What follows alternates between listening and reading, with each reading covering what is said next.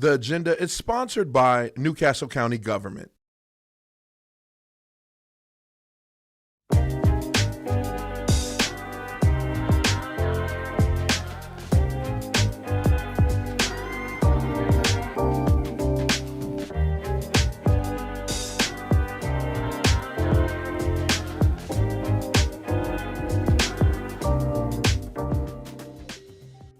As Biden's CARES Act funds are distributed across the country, it is crucial that Delaware's allocation plan reaches the communities most victimized by COVID. This plan strives to distribute the nearly $1 billion of federal funds to organizations. The state is looking to relieve the damages caused by COVID and build a strong foundation for the future of Delaware and its people. I'm Kerwin Gaines, and this is the agenda. Access to broadband infrastructure, wastewater removal, and business development are the top priorities of this money, according to Governor Carney. Among the organizations identified for investment is the Wilmington Teens Warehouse, a nonprofit that is committed to providing Wilmington teens with mentorship, support, and leadership training. That's where we're going to sit down with Claire DeMattias, who is appointed to coordinate the distribution of these federal dollars.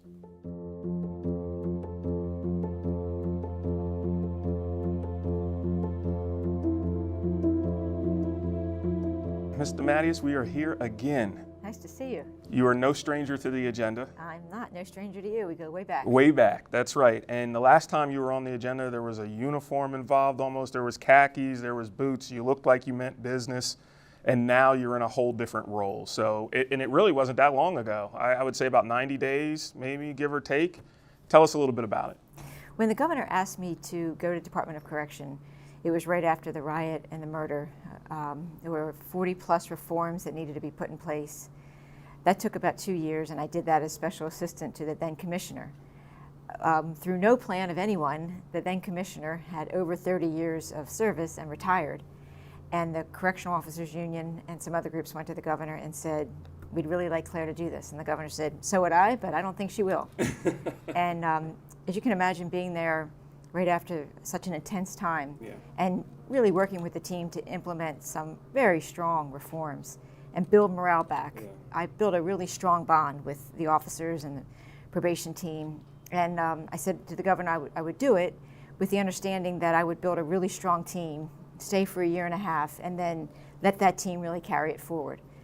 COVID hit, and you can't leave in the middle of that pandemic. So once we really got that under control, after 2 years as commissioner, I felt that the team was in place. I am confident the team was in place to carry through the reforms and keep morale up.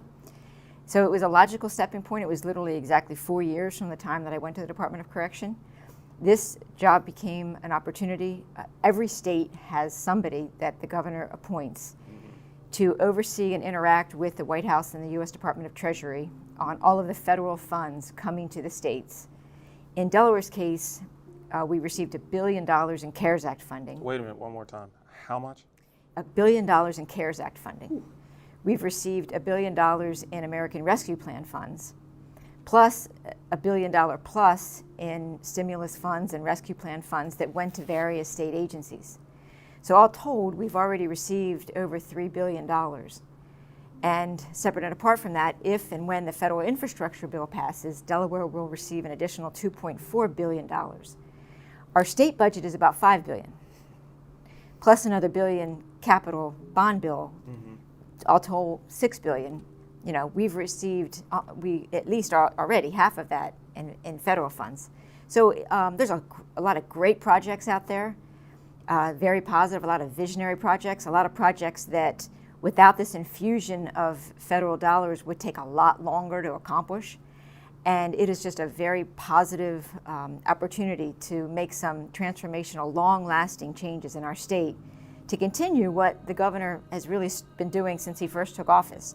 Investing in education, investing in our children, investing in quality of life so that it's a great place for all of us to live and work and play and go to school, and building our economy. Our economy was very strong pre-pandemic, and now the governor's focused on beating back COVID and rebuilding our economy using these federal funds, in addition to some very strong state funding. We're doing very well economically recovering from this pandemic from the corporate point of view, from the real estate transfer tax point of view, Now we have to make sure those dollars really get to the communities hardest hit by this pandemic, both health-wise, public safety-wise, and economically.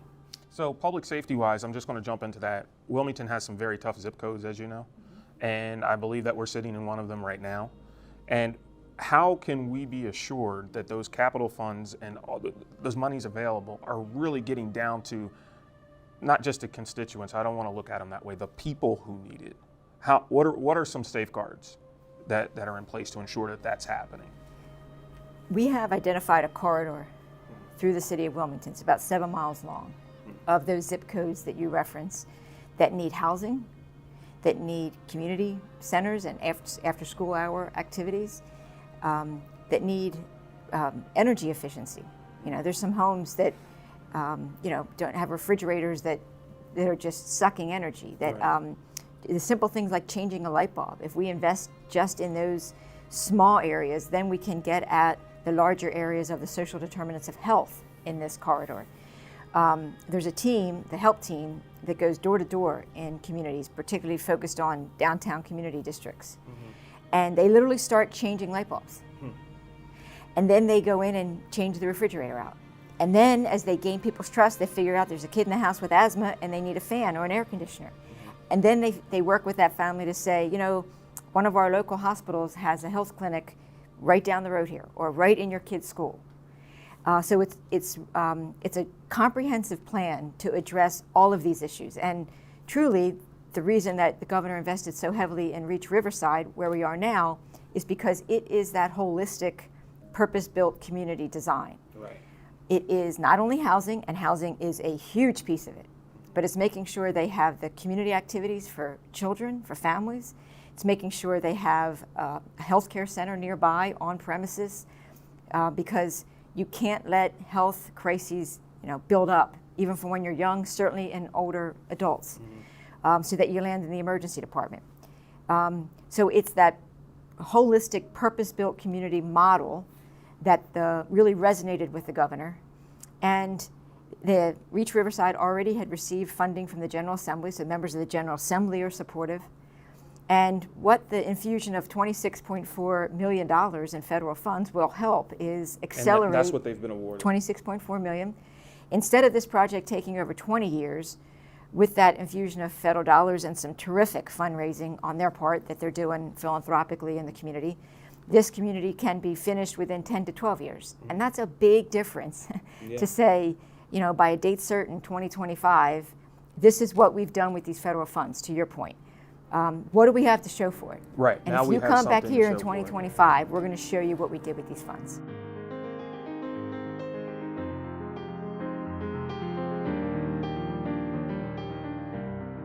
We are here in the teen warehouse. This is my first time being here. Oh, So this is a treat. this is a treat, and I know you're going to tell us all about it. Sure. Okay. So we are at the warehouse. It is for teens by teens. Teens designed this in partnership with an architect. Everything that you see was designed and handpicked by teens, from the color scheme to the technology. We were slated to open at the beginning of the pandemic, and then obviously everything was just set aside because of the pandemic, but it allowed us to do virtual programming. And we had teens signed up in Georgia participating in our virtual programming, like all over the country. So what it taught us is that although we built this facility and we want as many teens in here as possible on any given day, there are other ways that we can reach teens, whether they're in the city, the state, or in the entire country. So we plan for teens to be here in an after-school setting, but we understand that we still have to diversify how we reach teens if they can't make it to the building. Okay, so I have two questions when it comes to that. I've had a very, very short tour, and you're going to take us through and show us everything. And when I go through the one hallway that I have, I've seen a state agency here on premise.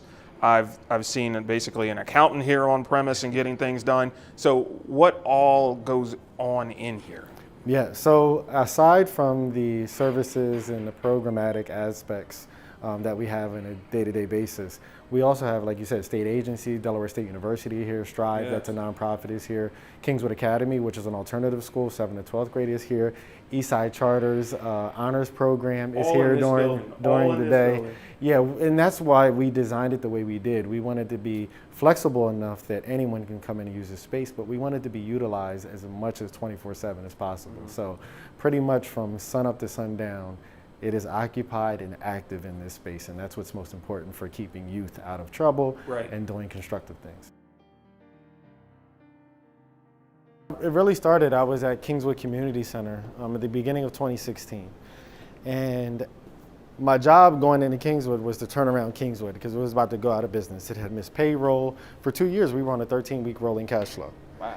Yeah, and then what happened is I realized that teens weren't being served at Kingswood the way they should be. We didn't have space, we didn't have adequate resources, we just didn't have anything for teens. And as a matter of fact, because we serve children 12 and under, and we have child care licensing laws, we couldn't have teens in the building at the same time that we're doing child care. So I said, we got to do something specifically for teens because our teens are literally and figuratively being kicked out into the cold. And that's where the warehouse was kind of born conceptually. Now I'm seeing homework, I'm seeing math homework. I don't even want to look at that. But there's so much going on in this area here. Is this like a multi-purpose room? Yeah, so we call this like the central hub of the warehouse. All of this furniture is modular. You can break apart these tables, roll the chairs around. Each room is catered towards one of our 5 pillars: recreation, education, arts, career, and health. Dealing in these tough zip codes that you deal with here in Wilmington, how about mental health with these students and these youngsters? How are you addressing that with all the stresses that they have post-COVID, COVID now? You have so much going on. I'm sure there's some programs to deal directly with that. Absolutely. So 3 years ago, when we started working with teens to develop the warehouse and build out what you see today, there are 2 priorities that the teens wanted to address immediately: mental behavior health and reproductive health. And we will be addressing that. We are addressing that. We have a partnership with Christiana Care, and we will be building out a space for them to get access to all of the health needs that they may have. I remember one of our teens addressing her peers, and she said, I had a really tough time with my mother, and we started going to family counseling, and because of that, my mother and my relationship is stronger than it ever has been. So her being brave enough to talk in front of her peers about that really allowed them to dive deeper into that and say, we all need a little bit more support. But having a safe space for her to do that. Absolutely. So we'll be providing group sessions where they can work with one another and individual sessions. Now, how can people raise their hands to say, hey, I have a project, or I have a need, or I've isolated a need? How can they do they contact you, or how do they go about it? We posted an application online about 2 weeks ago. It's called the Community Investment Recovery Fund. The governor has authorized at least $112 million in these federal funds to go towards capital projects. Nonprofit organizations apply. It does have to be a nonprofit, and it has to be for capital needs. And the reason for that is we know there's a lot of capital needs out there. What we're concerned about is, and what the federal dollars are not designed to do, is invest in programmatic or operating costs. Why? Because at the end of that 3 years, you're going to be dependent on this money. It's all going to go away, and it's not going to be sustainable. Makes sense. And that it does make sense. It has to be something that isn't going to rely on state funds to continue, or cross your fingers and your toes and pray that you can get the community to keep it going. That isn't the way to build lasting accomplishments. That isn't the way to really make changes that are sustainable. So these capital projects, the applications online, we've already received a bunch of great applications. We expect several more by the deadline of November 30th. Okay. And again, I want to stress, it's nonprofit organizations applying for capital projects. And for a comfort level, which the application gets at, that if we invest in this project, that it's sustainable. For not just 3 years, but for a very, very long time. So that when you and I sit here in 25 years, we can look back and see what we built. So how does this align? Because I'm looking at this as, I would call it human infrastructure, right? We're dealing with a lot of infrastructure bills and roads and bridges and green everything, and I get it. But I would see this more as human infrastructure? And are we able to utilize any of those funds to support these projects as well? And is that something that your office does, or is that too much? Well said. Human infrastructure is certainly a very concept everybody can get their hands around. Right, we have to stay competitive globally, and I think dealing with these areas with so much potential, we can do that by funding the projects. So when you talk about human infrastructure, it's beyond housing and community centers. Mm-hmm. The other areas of the American Rescue Plan that the governor's investing in is up to $50 million in workforce development. I can't think of anything that fits human infrastructure more than making sure people have the job skills to get a job, keep a job, promote through to a higher position. Mm-hmm. We've already made an initial investment among that $50 million, $7.3 million to expand Delaware career pathways in all of our schools and extending it into middle schools. And 80% of the kids in these pathways are minorities. 80%. What are the pathways? We got to invest in our vocational skills trades. I mean, there are some kids, and my brother's one of them, just isn't meant to go to college, but he's an automotive technician, and it's no longer just working with a wrench, it's working with a computer. And we got to train that next generation to want to go into that field. So it's our vocational skills, plumbers, carpenters, and they have to lose construction work. The stigma that they cannot support families and have the wages, lives. Absolutely. The wages are highly competitive. Right. So workforce development is a big area. Department of Labor has some money to continue to invest in training our future generation of healthcare workers and our future generation of IT workers, where you do need a college degree or at least an associate's degree. The other big funds to date have been with state capital projects. There is a hospital for the chronically ill in Smyrna that the state operates. It was built in 1902. It opened in 1902. 1902, the same building. It is a credit to that staff. That keeps it going and amazing, and gets rated as 5 stars in terms of their service. But the physical infrastructure of the building it's just too old.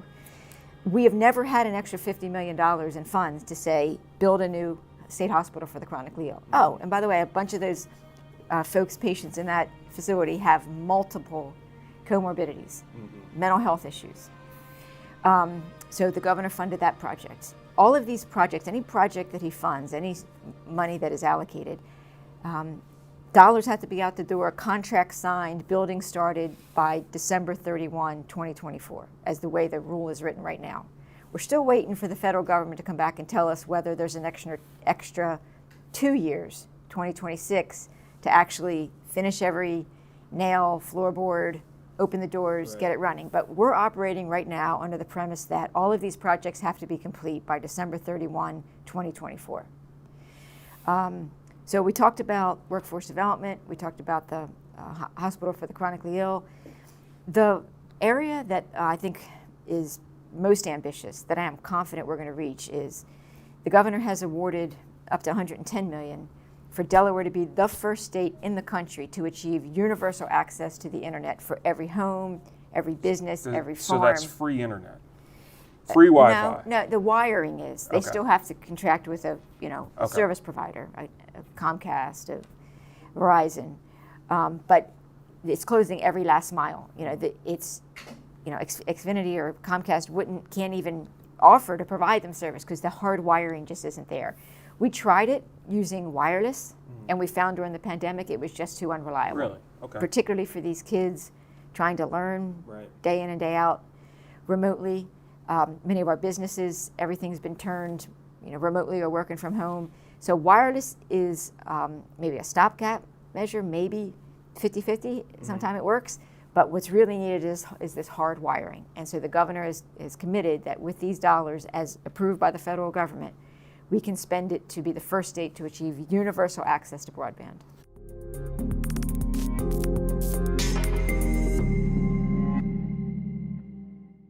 Let DART do the driving.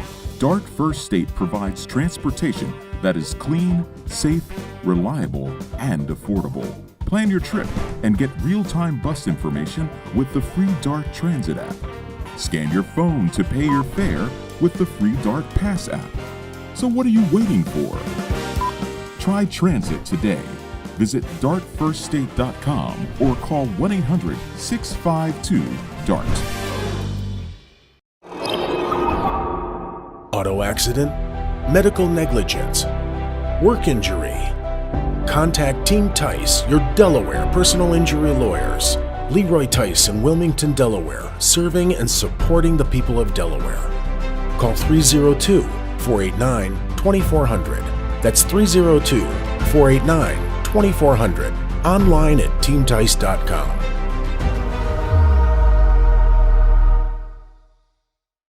This message is brought to you by Newcastle County Government. Many wonder, what is a variant? A variant is a mutation or a change in the genetic sequence of the virus. Some of our methods of treating COVID-19 become ineffective. If we were to simply get vaccinated, we could decrease the spread and the likelihood that a mutation would form in the first place. Let's get vaccinated.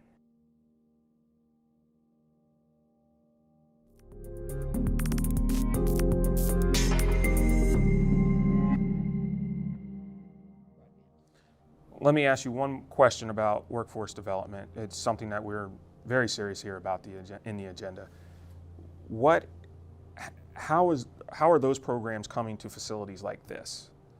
Are they just going to be at, I don't know, the Department of Labor? Or are these facilities that the project funds are going to support that? Will they support these programs? Yeah, it's only going to work is if we get it out into the community. Right. It's only going to work. We're partnering with the Delaware Restaurant Association. To their credit, they have converted all of their courses online. So somebody can go to a public library if they don't have the ability in their home, or they can come to a community center and sign up for these Restaurant Association courses. It's paid for because we're paying for it. Oh, that's great. They can become a server, certified to become a server, a kitchen worker, all the way up to a chef, a hotel front desk clerk, hotel management. It's designed to be an online certification that they can get and then walk into that restaurant or that hotel and say, I've got my certifications, start me at a good salary. That's one example. We are working with the Delaware Workforce Development Board to understand from the Delaware Prosperity Partnership, what are the job needs? We know we just attracted this Chinese pharmaceutical manufacturing firm to Delaware, 1,000+ jobs. They're going to need to train hundreds of workers. What we currently do now at Del Tech and some of our other facilities, Wilmington University, we train 12 to 15, 20, 25. We need to flip that and be able to train hundreds of people for these positions. Practical things like forklift operators. Right. We're doing those trainings in our prison now. Yeah. So that people can walk out of our prisons as you learned, Yeah. and get these 5 certifications in 5 days. Yeah. You can operate a forklift. You can become a server, flagger, for all our road construction.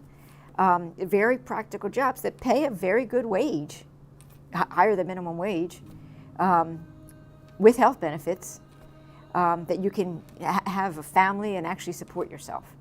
So to your point, these job programs don't work if you have to go to the Department of Labor for all of them. The Department of Labor is telling us, here's where the jobs are. Here's the job training we need. Now we've got 3 years to get that money where it needs to be. So, as always, it's a pleasure for you to be on the agenda. Before we leave, I have to ask one question. Where will you be next? It seems like every episode you're at a new job. So where will we find you next? What's next on the agenda for? Well, if I do go to a next job, we'll be sure to sit down again. But this project obviously is a multi-year project. We have some extremely strict, very rigorous compliance measures with the federal government. I have to report monthly on how we're spending this money. It's I've been doing this for a long time. This is the most strict compliance regimen I've ever seen. It's a 3-page, single-space, 80-line compliance report that I have to do. So that keeps me busy. And we're still learning about what's out there. I think our next announcement is going to be around mental health and trying to get the community's input on a comprehensive mental health plan for our state.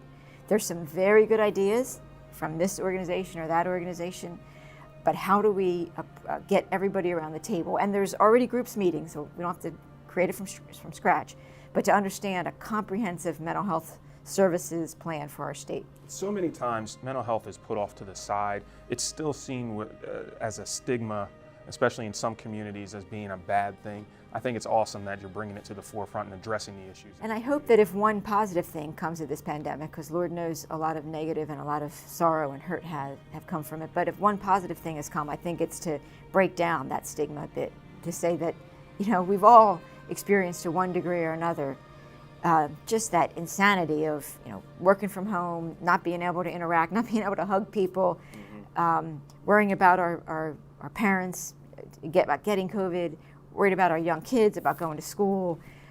So to one degree or another, I think we're all finally saying we all could use some help just to try and figure out what's the new normal. And if one positive thing comes of it, that people have less of a stigma about admitting they need some counseling, and certainly for others not to judge when we do see some mental health issues, I think that would be a relief. So this is our U to Reach MVP awards case. I love creating acronyms, and so we have REACH for here at the warehouse. REACH stands for Recreation, Education, Arts, Career, and Health. So what we wanted to do with this trophy case is really display the achievements by our teens. So the Delaware Teen Idol was last year. We had a couple of our teens participate in that, and they won second place. We're still asking for a recount. And then also here we have college acceptances, and we could literally fill about 50 of these with college acceptances. So we just printed out a few of them to give you an understanding of how successful our teens have been. These, for the most part, are the teens that we have been working with for the past 3 years. We have 4 that are at Delaware State University. We have 1 at Cornell. We have 1 at Hampton, 1 at Howard, 1 at Clark, and the list goes on. And you can see they were accepted to many, many colleges. We had 1 teen, Jameer Hargraves, who was accepted to 23 of 24 colleges. That's beyond words. Now I know that despite the fact that these are brilliant young folks, the warehouse and your activities played a role as far as mapping them and helping them getting to this point. Yeah, definitely. We have a workforce development and career training program called RISE, Reaching and Investing in Youth for Sustainable Employment. And like I said earlier, we're going to be expanding that to partner with Delaware State University, creating career pathways and educational pathways to DSU, and reaching 250 teens per year is our goal to employ teens. They get paid $12 an hour. They go through 12 weeks worth of training, get paid during that training, and then they do an internship with a different employer partner to expose them to different career fields. So we are well on our way to making sure that our teens are workforce readiness, and our teens are the next workforce, and we have to be able to invest in them so we all see the benefit. So speaking of teens and funding and all these great things that you have going on, there are a lot of funds out there right now, state funds, federal funds, bond bills, so much. And from what I hear, you guys are taking advantage of a lot of it. How so? Well, we have to. I mean, if you look at this community, the Riverside Census Tract leads the entire city of Wilmington with 70% of its children living in poverty. So the investments that we're seeing now, people beginning to take notice. We appreciate the support. We appreciate the attention. It is long overdue. So what you're seeing now, people will say, you guys are getting all the money over there. Well, you think about all the money that should have been here a long time ago. So we're just now beginning to somewhat just touch the tip of the iceberg in terms of making up for it. We received $26.4 million from the state through American Rescue Plan Act dollars. Thank you to the governor, thank you to Claire DeMatteis for recognizing the hard work that we're doing, and we are accelerating our homes, our houses that we're building because of that investment into our community. It will allow us to build another 200 homes almost immediately in the sense of building homes. It will take us from 141 homes to 350. Let me stop you there, Logan. These aren't the homes that you normally see on the riverfront that a lot of people can't afford. These are homes that are going to look a lot like that people can afford, right? Yeah, so to give you an example, each unit that we build costs about $300,000 to build. Right. So it's one thing, affordable house isn't affordable, and we're building a mixed income neighborhood where anyone can live in this neighborhood regardless of their income. Great, great. Well, something tells me you're not finished. We're not finished by any stretch of the imagination. Thank you for being on the agenda. I appreciate it. Thank you for having me. Appreciate it.